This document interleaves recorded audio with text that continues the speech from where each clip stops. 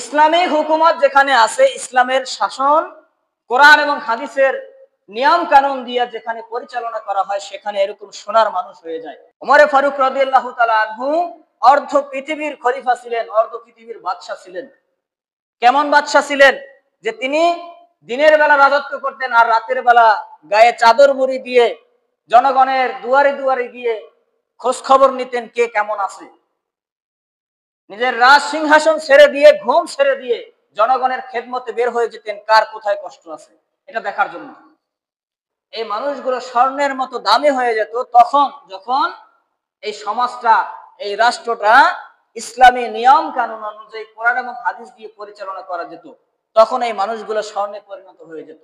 তার প্রমাণ দেখেন, ওমরে ফারুক রাদিয়াল্লাহু তাআলা আনহুর একটা দৃষ্টান্ত দিলে আপনারা বুঝতে পারবেন। বেশিরভাগ ক্ষেত্রে মানুষ ধোঁকাবাজি করে ওই সমস্ত জিনিস নিয়ে, যেই সমস্ত জিনিসের দাম বেশি। তাদেরকে আল্লাহ তাআলা শেষমেশ এমন একটা শিক্ষা দেয় যে জাতি চিরকাল মনে রাখে। কথা বলেন ঠিক কিনা বেঠিক? বর্তমান সময়ে যে মানুষ কত ভাবে ধোঁকাবাজি করে এর সীমারেখা নাই। একটা কথা আছে যে আল্লাহ তাআলা সহজে ধরে না, ধরলে আর ছাড়ে না। ফেরাউন কিন্তু অনেক ক্ষমতাধর লোক ছিল।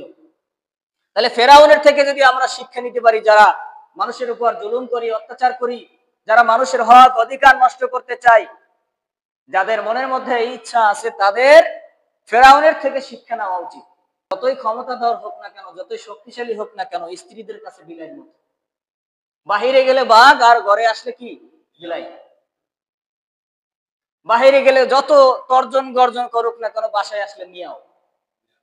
কাঠের একটা বাক্স তৈরি করো, ওই বাক্সের মধ্যে তোমার সন্তানকে তুমি রেখে পানির মধ্যে ভাসিয়ে দাও। আল্লাহু আকবার। কত বড় পরীক্ষা! একজন মানুষের হক যদি আমি নষ্ট করি, একজন মানুষের সম্পদ বা অধিকার যদি নষ্ট করি, তাহলে ওই ব্যক্তির কাছ থেকে আপনি মাপ চাইলে আপনি মাপ পেয়ে যাবেন। কিন্তু আপনি যদি টোটাল জনগণের সম্পদকে লুটেপুটে খেয়ে নিজে বাড়ি করেন, ব্যাংক ব্যালেন্স করেন, আপনি যদি অট্টালিকা করেন, নিজে অর্থ সম্পদ করেন, তাহলে তো সমস্ত জনগণের কাছ থেকে আপনার মাপ চাইতে হবে। তখন আপনি কিভাবে মাপ চাইবেন? বিভিন্ন সময়ে বিভিন্ন নেতাদের মুখোশ উন্মোচন হয়, তখন দেখা যায় যে সেই সমস্ত নেতারা নির্বাচনের আগে ছিল চিকন, আর নির্বাচনের পরে আঙুল ফুলে কলা গাছের মতো মোটা হয়ে যায় তারা। আমাদের ধারাবাহিক আলোচনা ছিল হারাম উপার্জন বা হারাম মালের অকল্যাণ বা ক্ষতি কি কি। তো আজকে তৃতীয় পর্বে আমরা বাকি যে কথা আছে এগুলো শোনার চেষ্টা করব ইনশাআল্লাহ। তো এর আগের জমায় আমরা হারাম উপার্জনের কয়েকটি পদ্ধতি সম্পর্কে আমরা জেনেছি। তার মধ্যে 1 নাম্বার ছিল দায়িত্বে ফাঁকি দেওয়া, 2 নাম্বার ছিল কারো মাল তার সন্তুষ্টি ব্যতীত গ্রহণ করা, এটাও হারাম। আজকে 3 নাম্বার থেকে 3 নাম্বার হারাম হলো সুদ। তো এই সুদ যে কতটা জঘন্যতম অপরাধ, কতটা ভয়াবহ গভীরতম একটা অপরাধ, গুনাহ, আল্লাহর রাসূল সাল্লাল্লাহু আলাইহি ওয়াসাল্লাম বলেছেন যে যদি কোনো ব্যক্তি 1 টাকা সুদ খায়, সে যেন 40 বার তার নিজের আপন মায়ের সাথে জিনা করলো। নাউজুবিল্লাহ।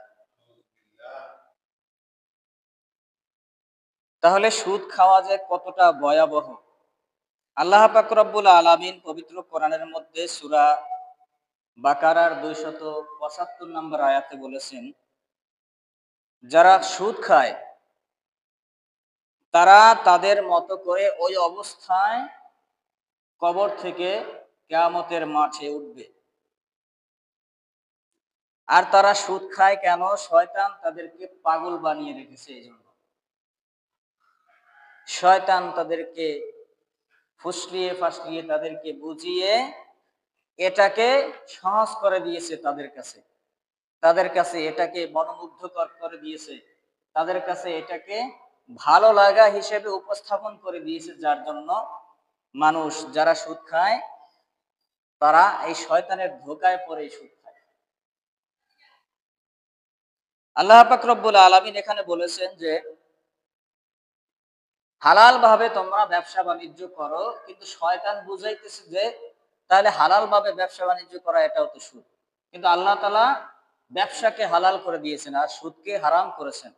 তো এই জন্য আল্লাহ পাক রব্বুল আলামিনের ডাকে যারা সাড়া দিয়ে ব্যবসাকে গ্রহণ করবে, ব্যবসা বাণিজ্য যারা করবে, হালাল ভাবে যারা ব্যবসা করবে, তাদের ওই ব্যবসার মধ্যে রিজিকের মধ্যে আল্লাহ তাআলা বরকত দিয়ে দিবেন। আর যারা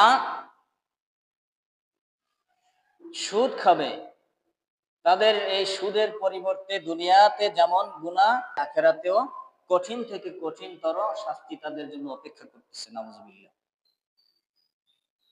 আর আল্লাহ তাআলা আয়াতের শেষাংশে বলেছেন যে যারা আল্লাহ তাআলার এই হুকুম থেকে, নির্দেশ থেকে মুখ ফিরিয়ে নিয়েছে তাদের জন্য রয়েছে জাহান্নামের আগুন, আর সেখানে তারা চিরকাল থাকবে। নাউজুবিল্লাহ।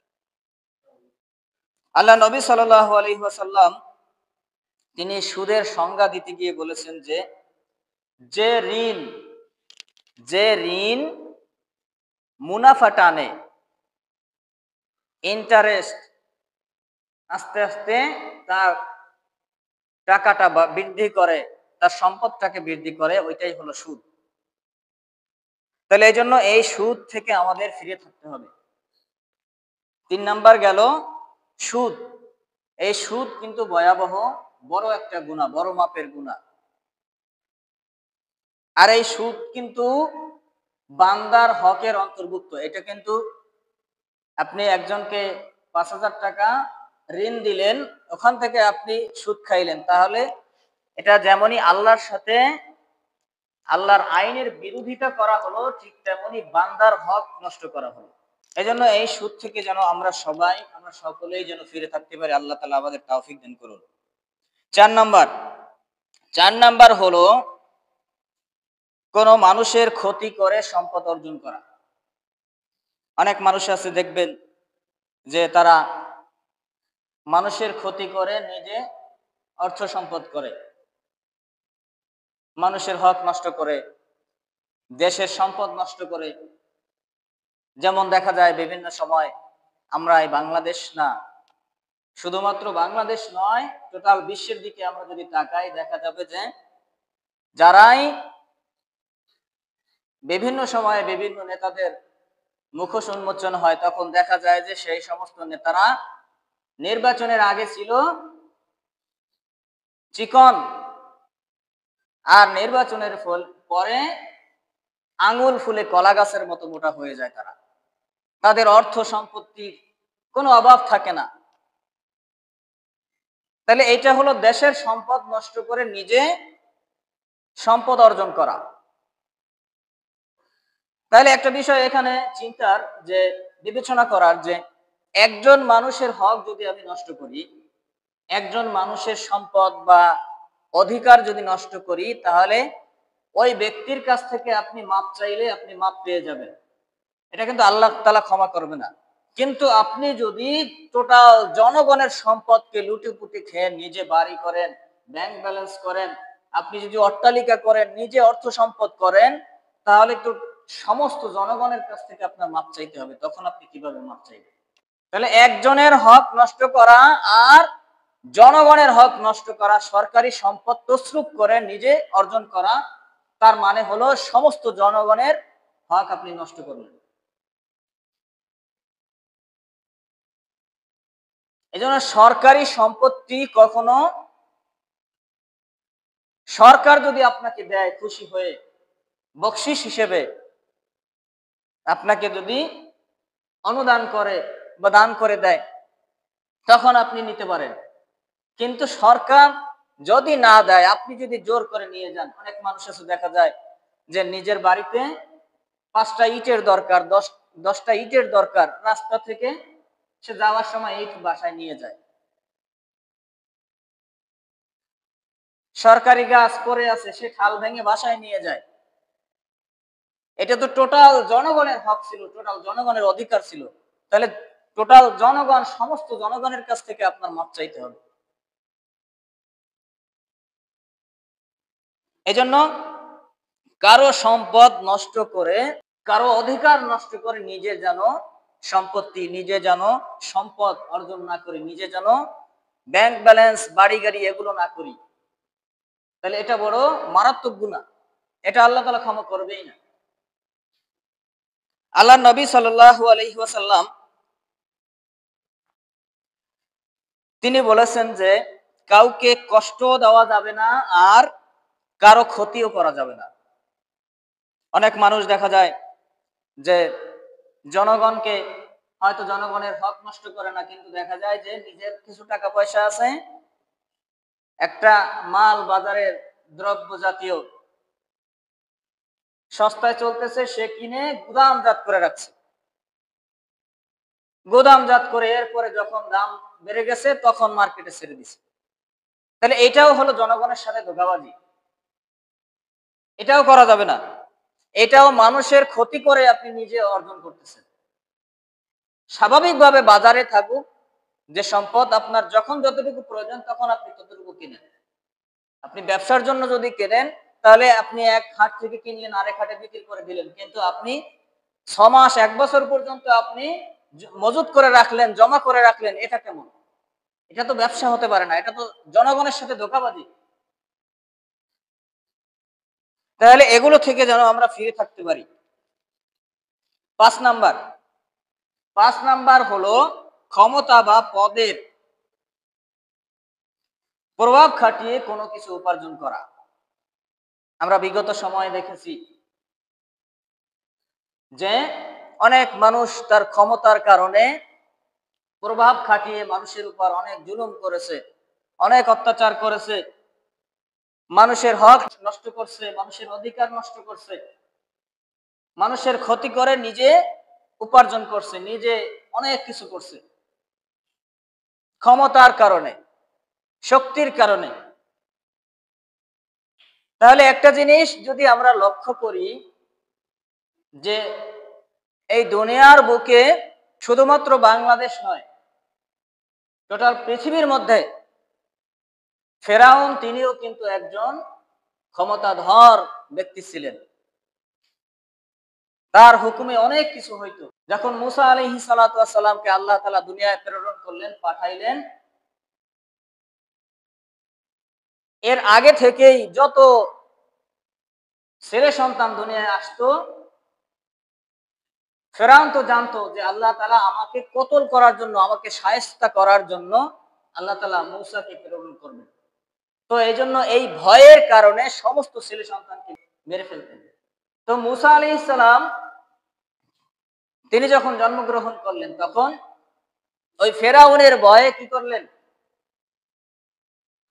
চিন্তা করলেন যে এই সন্তানকে তো বাঁচিয়ে রাখা যাবে না। আল্লাহ পাক রব্বুল আলামিন নির্দেশ দিলেন যে তোমার সন্তানকে কি করো? কাঠের একটা বাক্স তৈরি করো, ওই বাক্সের মধ্যে তোমার সন্তানকে তুমি রেখে পানির মধ্যে ভাসিয়ে দাও। আল্লাহু আকবার। কত বড় পরীক্ষা! একে তো নিজের সন্তান, নিজের সন্তানের প্রতি মায়া, দ্বিতীয় নম্বর হলো ফেরাউনের ভয়, যে ফেরাউন যদি শুনতে পারে যে ছেলে সন্তান হয়েছে, তাহলে এই সন্তানকে তো বাঁচতে দেবে না। এরপরে আবার আল্লাহ তাআলা বলতেছে কি যে তোমার সন্তানকে পানিতে ভাসাই দাও। মায়ের মনের মধ্যে তখন কি আর মানে বলেন? কতটা কষ্ট লাগে। তারপরেও আল্লাহর হুকুম যেহেতু আসছে, তিনি কি করলেন? বাক্স ফিলাইয়া ওই বাক্সের মধ্যে মুসা আলাইহিস সালামকে পানির মধ্যে ফেলে দিলেন। ওই বাক্স পানিতে তলায়ে না গিয়ে ভাসতে ভাসতে সেই ফেরাউনের দাসীর সেই দরবারে হাজির। সুবহানাল্লাহ। আল্লাহ তাআলা সেই ফেরাউনের দরবারে পাঠাই দিলেন। ফেরাউনের দাসী কাজ করতে গিয়ে ঘাটে গিয়ে দেখে যে একটা বাচ্চা শিশু বাক্সের মধ্যে ভাসতে ভাসতে আসতেছে। এত সুন্দর চেহারা, মনে হয় যেন ভিতর থেকে একটা মোমবাতি জ্বালানো, একটা লাইট জ্বালানো। সুবহানাল্লাহ। দাসী দেখে ওইটাকে উঠিয়ে আনলেন। উঠাইয়া এনে ফেরাউনের স্ত্রী আসিয়ার কাছে বললেন চুপি চুপি যে এরকম আমি একটা শিশু, বাচ্চা শিশুকে পেলাম নদীর মধ্যে, খালের মধ্যে ভাসতে ভাসতে আসতে দেখছি, আমি নিয়ে আসছি, কই দেখি তো সন্তানটা। আসিয়া রাদিয়াল্লাহু তাআলা আনহা তিনি দেখে সন্তানের মায়ায় পড়ে গেলেন। তিনি বললেন যে এই সন্তানকে আমি লালন পালন করব। দেখবেন যারা একটু ক্ষমতাধর নেতা, তাদের স্ত্রীদের কাছে কিন্তু তারা তারা যতই ক্ষমতাধর হোক না কেন, যতই শক্তিশালী হোক না কেন, স্ত্রীদের কাছে বিলাইয়ের মতো। বাহিরে গেলে বাঘ আর ঘরে আসলে কি বিলাই। বাহিরে গেলে যত তর্জন গর্জন করুক না কেন, বাসায় আসলে মিয়াও। তাহলে আসিয়া রাদিয়াল্লাহু তাআলা আনহা তিনি বলতেছেন যে এই সন্তানকে আমি পালবো, আমি তোমার কথা শুনতে চাই না। এখন স্ত্রীর কথা মানতে রাজি। ওই সন্তানকে আল্লাহ তাআলা মুসা আলাইহিস সালামকে ফেরাউনের হাতে লালন পালন করিয়ে ওই মুসার হাতেই ফেরাউনের শেষ পর্যন্ত ধ্বংস করে দিয়েছেন। তাহলে এই জন্য ফেরাউন কিন্তু অনেক ক্ষমতাধর লোক ছিল।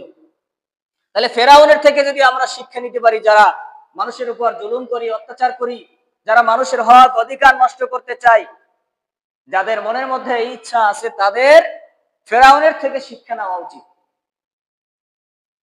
আর আল্লাহ তাআলা একটা কথা আছে যে আল্লাহ তাআলা সহজে ধরে না, ধরলে আর ছাড়ে না।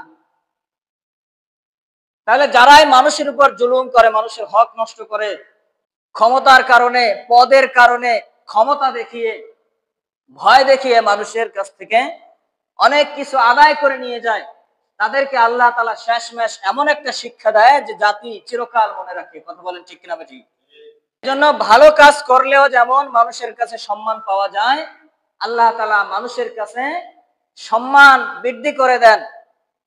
ঠিক তেমনি যদি মানুষের সাথে জুলুম অত্যাচার করে, আল্লাহর নাফরমানি করে, আল্লাহর আইনের বিরোধিতা করতে করতে সীমালঙ্ঘন করে ফেলে, তখন আল্লাহ তাআলা তাদেরকেও এমন একটা শাস্তি দেয় যা মানুষ চিরদিন মনে রাখে তাদেরকে গজব হিসেবে।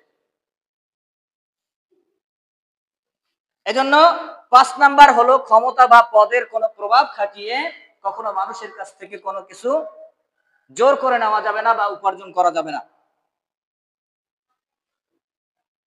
৬ নাম্বার হলো প্রতারণার মাধ্যমে কোনো কিছু উপার্জন করা যাবে না।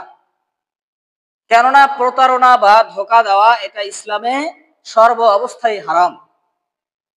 আল্লাহ নবী সাল্লাল্লাহু আলাইহি ওয়াসাল্লাম এটা পরিষ্কার করতে গিয়ে তিনি হাদিসের মধ্যে বলেন যে মান গাশানা ফালাইসা মিন্না, যে আমাদের সাথে প্রতারণা করে, যে কোন মানুষের সাথে প্রতারণা করে, সে আমাদের দলভুক্ত নয়। আল্লাহু আকবার, কত বড় কথা। যদি কোনো ব্যক্তি মানুষের সাথে ধোঁকাবাজি করে, প্রতারণা করে, তাহলে সে উম্মত হতে পারবে না। তাহলে এজন্য অনেক মানুষ আছে যে একটা দ্রব্য কিনে ৫ টাকায় কিনে ওইটায় ১০ টাকার স্টিকার লাগিয়ে দেয়। বর্তমান সময়ে যে মানুষ কত ভাবে ধোঁকাবাজি করে, এর সীমারেখা নাই। মেয়াদ উত্তীর্ণ হয়ে যায়, ওইখানে ওই স্টিকার, মেয়াদের স্টিকারটা উঠাইয়া মুছে দিয়ে ওইখানে নতুন স্টিকার, নতুন মেয়াদ লাগাই। বেশিরভাগ ক্ষেত্রে মানুষ ধোঁকাবাজি করে ওই সমস্ত জিনিস নিয়ে, যেই সমস্ত জিনিসের দাম বেশি বাজারের মধ্যে। যেমন মধুর দাম খুব বেশি, আর এই মানুষ এই মধুর মধ্যেও ভেজাল ঢুকিয়ে দিচ্ছে। এই মধু চিনি দিয়া, চিনি গোলাইয়া এরপরে বিভিন্ন ভাবে এগুলো তৈরি করে। কতটা ধোঁকাবাজি, কতটা ধোঁকাবাজ হয়ে গেছে এই সমাজের মানুষগুলো।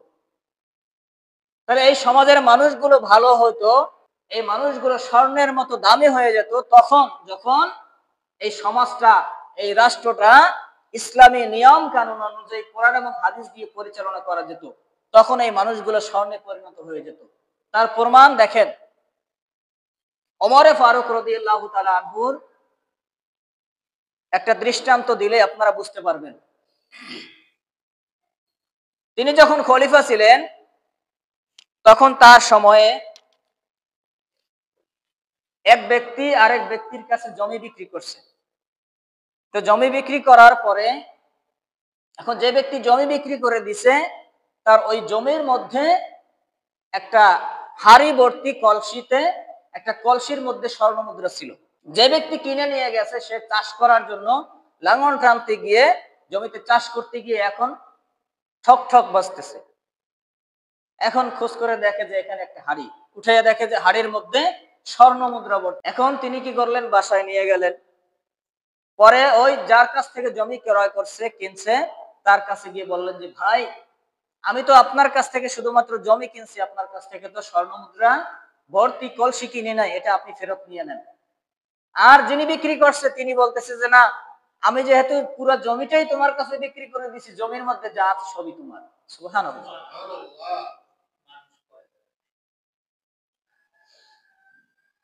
এখন যে বিক্রি করছে সে বলতেছে এটা আমি নেব না, যে কিনছে সে বলতেছে আমি নেব না, নেবে না, এটা নিয়ে ঝগড়া করতেছে। কি করা যায়? কাজীর দরবারে চলো, ওমর ফারুক রাদিয়াল্লাহু তাআলা আনহুর দরবারে চলো, তিনি আমাদের একটা ফয়সালা করে দিবেন। তার কাছে যাওয়া হলো, তার কাছে গিয়ে বললেন উভয় পক্ষই তাদের কথা। ওমর ফারুক রাদিয়াল্লাহু তাআলা আনহু বললেন যে আগামী দিন তোমরা আসো। ওমর ফারুক রাদিয়াল্লাহু তাআলা আনহু অর্ধ পৃথিবীর খলিফা ছিলেন, অর্ধ পৃথিবীর বাদশা ছিলেন। কেমন বাদশা ছিলেন? যে তিনি দিনের বেলা রাজত্ব করতেন আর রাতের বেলা গায়ে চাদর মুড়ি দিয়ে জনগণের দুয়ারে দুয়ারে গিয়ে খোঁজ খবর নিতেন কে কেমন আছে। নিজের রাজ সিংহাসন ছেড়ে দিয়ে, ঘুম ছেড়ে দিয়ে জনগণের খেদমতে বের হয়ে যেতেন কার কোথায় কষ্ট আছে এটা দেখার জন্য। তিনি তাদেরকে বললেন যে আগামী দিন তোমরা আসো। উনি ওই রাত্রে খোঁজ খবর নিলেন এবং খোঁজ খবর নিয়ে দেখতে পেলেন যে একজনের একটা বিবাহযোগ্য কন্যা আছে আর একজনের বিবাহযোগ্য একটা সন্তান আছে, ছেলে সন্তান আছে। পরের দিন আসার পরে তাদেরকে বলতেছে যে তোমার ছেলে আছে আর তোমার মেয়ে আছে না? হ্যাঁ আছে। তাহলে তোমার ছেলের সাথে তোমার মেয়ের বিবাহ বন্ধনে আবদ্ধ করে দাও, যত খরচ লাগে এই স্বর্ণ মুদ্রা থেকে তোমরা ব্যয় করবা, খরচ করবা, আর বাকিটা ওদের ভবিষ্যতের জন্য মজুত করে রেখে দাও। সুবহানাল্লাহ। আর বর্তমান সময়ের নেতা যদি হতো, নেতা নেত্রীরা হতো, বলতো যে এক সপ্তাহ পরে আসো। এক সপ্তাহ পরে গেলে বলতো যে আরো কিছুদিন পরে আসো। এরপরে যাইতে যাইতে দেরি করতে করতে দেখা যাইতো যে ওই স্বর্ণ মুদ্রাও নাই, কলসিও নাই, সব উধাও হয়ে গেছে। ঠিক না বেঠিক? আর নেতা নেত্রীদের কথা তো নাইলে বাদই দিলাম, আমরা যদি এরকম জমির মধ্যে পাইতাম, আমরা কি সেই মালিকের কাছে ফেরত নিয়ে যাইতাম? যাইতাম না।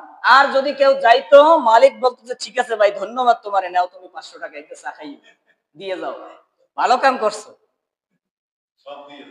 তাহলে এই জন্য ইসলামিক হুকুমত যেখানে আছে, ইসলামের শাসন কোরআন এবং হাদিসের নিয়ম কানুন দিয়ে যেখানে পরিচালনা করা হয়, সেখানে এরকম সোনার মানুষ হয়ে যায়। সেই মানুষগুলো মানুষকে দেখানোর জন্য এরকম করে না, এরকম ভয় ভীতি লালন করে না, নিজেরা এরকম সোনার মানুষই পরিণত হয় না। শুধুমাত্র আল্লাহ তাআলার ভয়ের কারণে, আল্লাহ তাআলার কাছে জবাবদিহি করা লাগবে, এই জন্য তারা এরকম স্বর্ণের মানুষই পরিণত হয়ে যায়। কথা বলেন ঠিক না ঠিক? কারণ সাহাবারা আল্লাহ তাআলার রাজি খুশির জন্য তাদের জীবন, জান, মাল সবকিছু বিলিয়ে দিয়েছেন, এই জন্য তারা স্বর্ণের মানুষ হয়ে গিয়েছেন। আল্লাহ তাআলা এই জন্য তাদের নামের পাশে রাদিয়াল্লাহু তাআলা আনহু এই টাইটেলটা লাগাই দিয়েছেন যে আল্লাহ তাআলা তাদের প্রতি রাজি এবং খুশি আছেন। সুবহানাল্লাহ। তো এজন্য সেই সাহাবাদের জীবনী থেকে আমাদের শিক্ষা নিয়ে, কোরআন এবং হাদিস থেকে যেন আমরা আমাদের পরিবার, সমাজ, রাষ্ট্র সব জায়গায় পরিচালনা করতে পারি এবং আমরাও যেন সেই স্বর্ণের মানুষে পরিণত হতে পারি, আমরা যেন সেই চেষ্টা করি। আল্লাহ তাআলা আমাদের সবাইকে সেই তৌফিক দান করুন। আমরা বলি আমিন।